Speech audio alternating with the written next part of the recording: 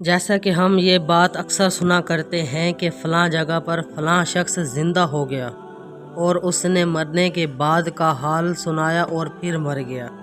اسی قسم کا عذاب قبر سے متعلق ایک واقعہ گلگت میں پیش آیا، جس کے بارے میں بتاتے ہیں کہ ایک شخص قبرستان کے پاس سے گزر رہا تھا کہ اس نے کسی قبر سے یہ آواز سنی کہ مجھے قبر سے باہر نکالو، میں زندہ ہوں۔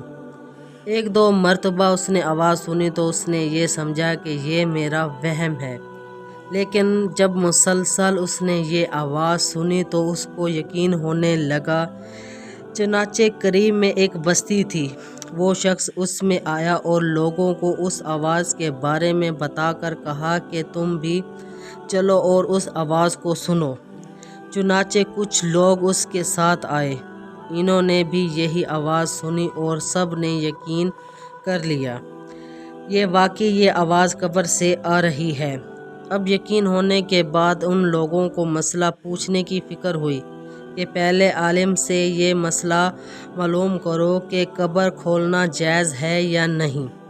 چنانچہ وہ لوگ محلے کے مسجد کے امام صاحب کے پاس گئے اور ان سے یہ کہا کہ اس طرح قبر سے آواز آ رہی ہے اور میت یہ کہہ رہی ہے کہ مجھے قبر سے باہر نکالو، میں زندہ ہوں۔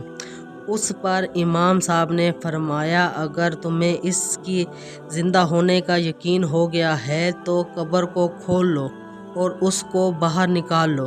چنانچہ یہ لوگ ہمت کر کے قبرستان گئے اور جا کر قبر کھولی۔ اب جوں ہی تخت ہٹایا تو دیکھا ایک عورت جو خراب حالت میں بیٹھی ہوئی ہے اور اس کا کفن گل چکا ہے۔ پھر لوگوں نے کہا کہ وہ عورت کہہ رہی ہے کہ جلدی سے میرے گھر سے میرے کپڑے لاؤ اور میں کپڑے پہن کر باہر نکلوں گی۔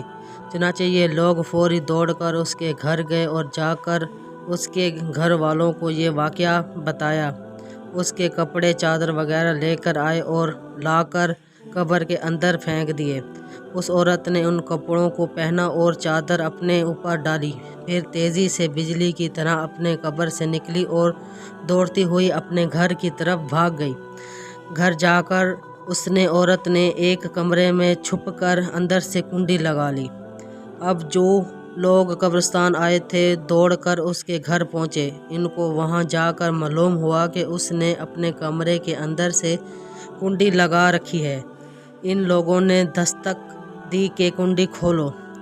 اندر سے اس عورت نے جواب دیا کہ میں کنڈی تو کھول دوں گی، لیکن کمرے کے اندر وہ شخص داخل ہو جس کے اندر مجھے دیکھنے کی تاب ہو، اس لیے کہ اس وقت میری حالت ایسی ہے کہ ہر آدمی مجھے دیکھ کر برداشت نہیں کر سکے گا، لہذا کوئی دل گردے والا شخص اندر آئے اور آ کر میری حالت دیکھے۔ اب سب لوگ اندر جانے سے ڈر رہے تھے، مگر دو چار آدمی جو مضبوط دل والے تھے انہوں نے کہا کہ تم کنڈی کھول لو، ہم اندر آئیں گے۔ اس نے کنڈی کھول دی اور کچھ لوگ اندر چلے گئے۔ لوگوں نے اندر جا کر دیکھا وہ عورت اپنے آپ کو چادر میں چھپائے بیٹھی ہوئی ہے۔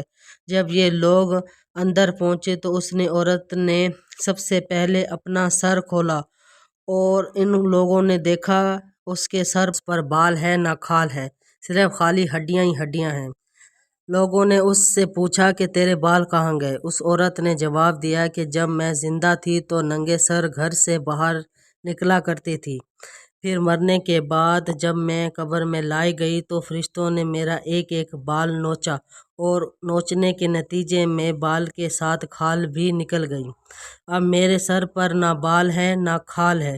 اس کے بعد اس عورت نے اپنا منہ سے کپڑا ہٹایا۔ جب لوگوں نے اس کے منہ پر دیکھا تو اتنا خوفناک ہو چکا تھا کہ سوائے دانتوں کے کچھ نظر نہیں آیا۔ اوپر کا ہونٹ موجود نہ تھا اور نہ نیچے کا ہونٹ موجود تھا، بلکہ 32 کے 32 دانت سامنے جڑے ہوئے نظر آ رہے تھے۔ سوچیں اگر کسی انسان کی صرف دانت ہی دانت نظر آئیں تو کتنا ڈر اور خوف معلوم ہوتا ہے۔ ان لوگوں نے اس عورت سے پوچھا کہ تیرے ہونٹ کہاں گئے؟ اس عورت نے جواب میں دیا کہ اپنے ہونٹوں پر لپسٹک لگا کر نامحرم مردوں کے سامنے جایا کرتی تھی، اس کی سزا میں میرے ہونٹ کاٹ لیے گئے ہیں اور اس لیے میرے چہرے پر ہونٹ نہیں ہے۔ پھر اس عورت نے اپنے ہاتھ اور پیروں کی انگلیاں کھولی۔ لوگوں نے دیکھا کہ اس کے ہاتھ اور پیروں کی انگلیوں میں ایک بھی ناخن نہیں تھا، تمام انگلیوں کے ناخن غائب تھے۔ اس سے پوچھا کہ تیری انگلیوں کے ناخن کہاں گئے؟ اس عورت نے جواب دیا کہ ناخن پالش لگانے کی وجہ سے میرا ایک ایک ناخن کھینچ لیا گیا، چنانچہ میں یہ سارے کام کر کے گھر سے باہر نکلا کرتی تھی۔ اس لیے جیسے ہی میں مرنے کے بعد قبر میں پہنچی تو میرے ساتھ یہ معاملہ کیا گیا اور مجھے یہ سزا ملی کہ میرے سر کے بال بھی نوچ لیے گئے، میرے ہونٹ بھی کاٹ دیے گئے اور ناخن بھی کھینچ لیے گئے۔ اتنی باتیں کرنے کے بعد وہ بے ہوش ہو گئی اور مردہ بے جان ہو گئی، جیسے لاش ہوتی ہے۔ چنانچہ ان لوگوں نے دوبارہ اس قبرستان میں پہنچا دیا۔ اللہ تعالیٰ کو یہ عبرت دکھانے مقصود تھی کہ دیکھو اس عورت کا کیا انجام ہوا اور اس کو کتنا ہولناک عذاب دیا گیا۔ بے پردہ خواتین اس واقعے سے عبرت لیں اور ان گناہوں سے توبہ کریں جس کی سزا بروز قیامت بہت سخت ہے۔